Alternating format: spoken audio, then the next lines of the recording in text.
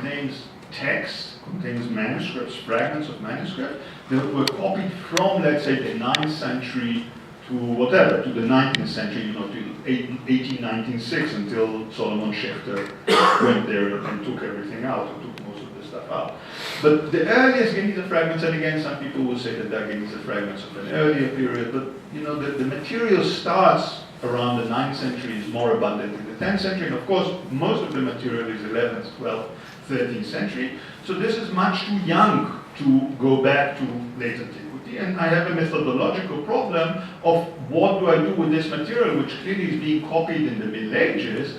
How do I use it for the study of the kind of text that the rabbis in late antique Palestine and or Babylonia would have had access to, or would have had in their library, or would have read, or at least the people they knew would have read.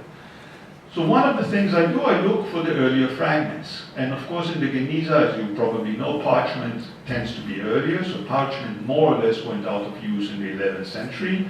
This very relatively nice, I'll say about this something in a minute, relatively nice parchment fragment is, the handwriting was dated for me by Judith Osher-Bishlange to the 10th century, maybe early 11th century. So again, these things are never really determined.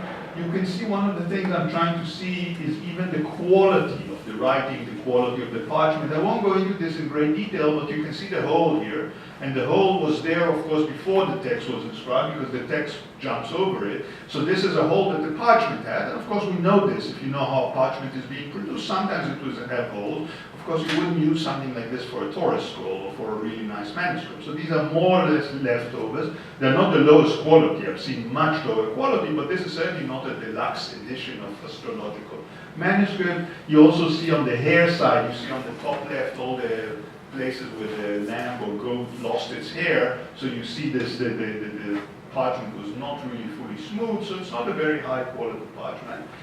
And the second thing, so one thing I look at is just the codicology, and I prefer the parchment fragments to the paper fragments. Another thing that I do, but I study all of them, of course, and another thing that I do is I look at languages. And in the Geniza, the kinds of divination manuals that I'm talking about, I'm finding in 4 languages, or 4 languages and writing systems. I'm finding them in Hebrew, I'm finding them in Aramaic, I'm finding them in Judeo-Arabic, and I'm finding them in Arabic letters. My preference is for the Aramaic text, and the reason is that I can be more or less sure that the Aramaic texts were copied from earlier manuscripts. That is, that people in Cairo in the 10th century are not composing new texts in Aramaic. Aramaic is dying out, and again, there are here experts greater than myself, and they know the debate about when exactly Aramaic is dying, and probably at a different rate in different places. But by the 10th century, people are not writing these kinds of texts in Aramaic. So for me, the Aramaic texts are often a sign that these are copies of much earlier texts. And then I have a problem with the other dialects. The Arabic manuscripts I leave aside for a minute. The Judeo-Arabic manuscripts are very problematic for me for this project because, of course, in the Middle Ages you get a huge influx into, especially into the world of the Cairo Geniza, of Arabic sciences, Arabic medicine, Arabic knowledge, including a lot of divination manuals. So when I'm finding Judeo-Arabic manuals, in a way the default assumption should be that these are Arabic texts being transcribed in Hebrew letters by medieval Jewish scribes. But I can easily show, and I'll show you one example later, that there are cases of Judeo-Arabic manuals of divination that are directly translated from Aramaic. So if I find a new fragment that has a divination text in Judeo-Arabic, I'm not sure where to put it. I'm not sure, and of course I can compare it now to some of the Aramaic texts, etc., but I'm saying without doing much more work, I cannot tell whether this is something that was imported from the Arabs in the 11th, 12th century, or this is something that's translated from something that was in circulation in the Jewish world at a much earlier date. Even more complicated are the Hebrew astrological or divinatory texts, because of course Hebrew could go back, you know, that some of the Qumran physiognomic texts are in Hebrew, so it could easily go back that far, and it could also be very easily, and I can show this, that there are cases where Hebrew is translated from Arabic in the Middle Ages. So again, it's very, very difficult, and that's why I prefer the Aramaic text. But I also note the way the manuscripts are structured. And this, of course, is very difficult in the Geniza, because what you have here is very typical. I have a volume, relatively well preserved, relatively good parchment, relatively nice hand. But of course, this is what I have here. If I would flip it, I have the other 2 pages, so I have 4 pages of a larger booklet. And if you look, you see that it starts very nicely.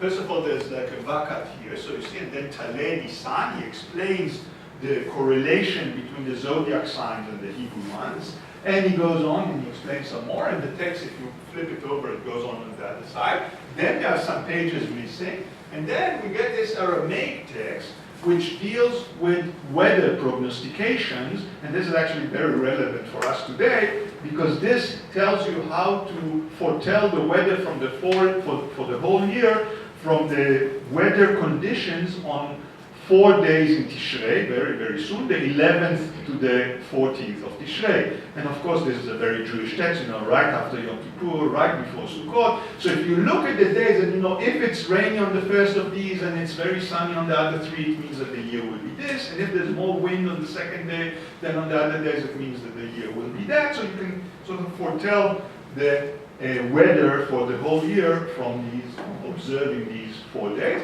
And you have here a piece of that text, of course the text is longer, in a manuscript that probably began with this Hebrew introductory material about the connection between. So what I'm trying to do here is I'm trying to see how all these things were pieced together by the last copies, who copied several different texts together.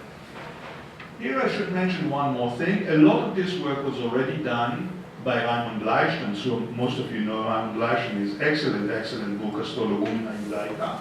And he did a lot of the work of trying to classify these texts. What he did also is he looked for these texts outside the Geniza, because some of these texts kept on being circulated, for example, in Italian, Siburim, and Masorim, all over the place. So, and then of course, when you have the full text in some other manuscript, you can reconstruct what you have here. So Raimond did already a lot of that work. The only reason why my project is worthwhile and why I can go much further than Raimond did is because I've spent the last, almost 10 years systematically going over the entire Cairo Geniza fragment by fragment. I'm not done yet, but I've looked probably at between 60 and 70 or maybe even 75% of all Geniza fragments in the world.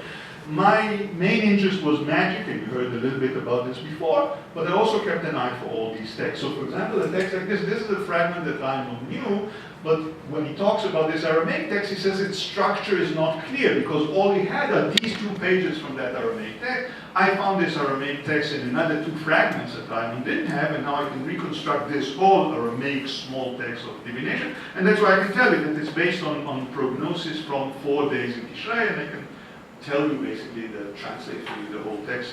This is what I would have wanted to do. But I want to show you another folio. You see that this is the same manuscript, the same hand. This is something that I published with Margella here in the Festival for Petashef. I won't go into this whole interesting story of how we came to work about this fragment together, but we did. And again, this is a very interesting text with eclipses. You see, in Laki Be'av, Bosh Mati Be'paras. So if there's a lunar eclipse or solar eclipse, I don't know, I think lunar eclipse in Av, then evil comes to Paras. I think, by the way, there should be an emendation here. So in Laki Be'av, Bush Mati Iraq, actually. So if there's an eclipse, Bush will come to Iraq. But anyway, they say Paras. Maybe they missed it a little bit. But what I'm trying to show you is this is again from the same manual, the same manuscript, the same quire, and it's another text. So clearly the original quire, of which at the moment I have only 2 bifolia, probably it was a Quinian, as most Geniza quires, that it's probably 10-20 pages. And I won't go into this, but I can show you that probably there were other quires. So this was like a whole compendium that someone was collecting for himself with texts in Aramaic and in Hebrew, and different types of astrological and perhaps also other prognostication texts. I want to show you some other processes that I'm looking at. One that I mentioned before. This is a text that again was mentioned, discussed by Raimond, and this is a text that helps you calculate from the day on which Tufat Tevet begins so the day on which the spring equinox falls, and what day it is in the month of Tebet, and then you will know whether the wheat prices will be high or low next year. So you see it begins Iba'et, the Teidah, the price of wheat, Iakran, Izilan, Beshata, the Atkaim Bay. So if you want to know the price of wheat, cheap or expensive or cheap in the year in which you are. And then what I'm interested in, Tafsir Valika, Fi I walked on Aratta, whatever, Tarif something, or Antachsa, no, Tarif Aukat Al-Kamh, Aziza Al-Khisa. So in any year, if you want to know the price of the wheat, if it will be high or low, and it says Tafsir Valika, so the translation of this text. So here I have a very clear example of a text that circulates in Aramaic, that is known from other manuscripts, and at least in one case I can show that someone is producing it in Aramaic. Aramaic is less and less useful in this world, so he himself just, or maybe he found a tafsir somewhere, but he also offers a Judeo-Arabic equivalent of the text, or translation of the text. This is one of the things that I said before. When I find, and I find a lot of Judeo-Arabic material like this, I'm never sure, is it a tafsir from some older Aramaic or Hebrew booklet, or is this something that was recently borrowed from the Arab world and transcribed in Hebrew letters, which of course Jews do all over the place in the Middle Ages, especially in the land of Islam.